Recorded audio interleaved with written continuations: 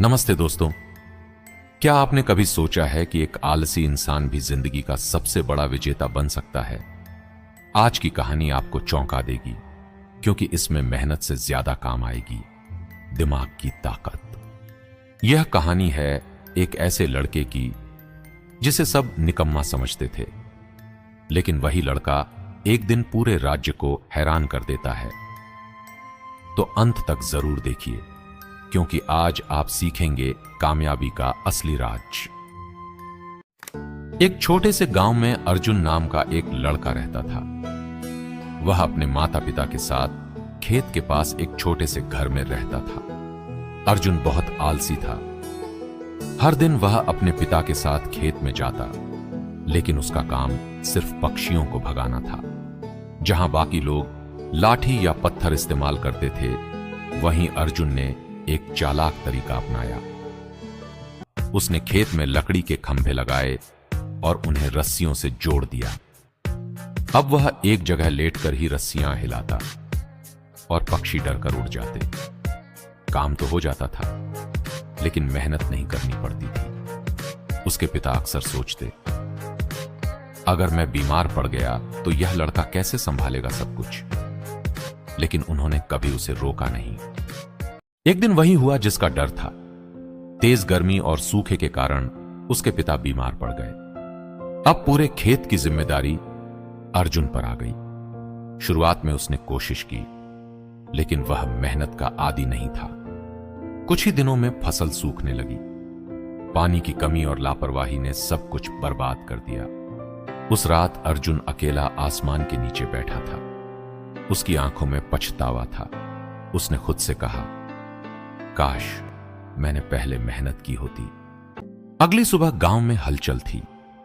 राजा की तरफ से एक बड़ी प्रतियोगिता की घोषणा हुई थी। इनाम सोने से भरा एक संदूक। अर्जुन के मन में उम्मीद जगी। यही मौका है, मैं अपने परिवार को बचा सकता हूं। गांव वाले हंसे। यह आलसी लड़का जीत पाएगा, लेकिन इस बार अर्जुन ने किसी की नहीं सुनी। वह निकल पड़ा अपने जीवन को बदलने। 3 दिन बाद प्रतियोगिता शुरू हुई। पहली चुनौती थी एक बड़ी झील को पार करना। सभी ताकतवर लोग पानी में कूद पड़े, लेकिन अर्जुन रुक गया। उसने सोचा, ताकत से नहीं, दिमाग से जीतना होगा। वह जंगल की तरफ दौड़ा, कुछ लकड़ियां इकट्ठी की और एक छोटा सा बेड़ा बना लिया। जब बाकी लोग तैरते तैरते थक गए, अर्जुन आराम से अपने बेड़े पर आगे बढ़ता गया और तीसरे स्थान पर पहुंचकर अगले दौर में पहुंच गया। अब आखिरी मुकाबला था। हर प्रतिभागी को एक भारी लकड़ी का गुटका दिया गया। उसे 1 किलोमीटर तक धकेलना था। सबने जल्दी जल्दी औजार उठा ली। किसी ने रस्सी, किसी ने लीवर, लेकिन अर्जुन शांत खड़ा रहा। उसने एक छोटा चाकू उठाया। लोग हंसने लगे, इससे क्या करेगा? लेकिन अर्जुन ने गुटके को धकेलना शुरू नहीं किया। उसने उसे तराशना शुरू किया। धीरे धीरे उसने उसे गोल बना दिया। एक भारी गुटका अब एक लुढ़कती गेंद बन चुका था।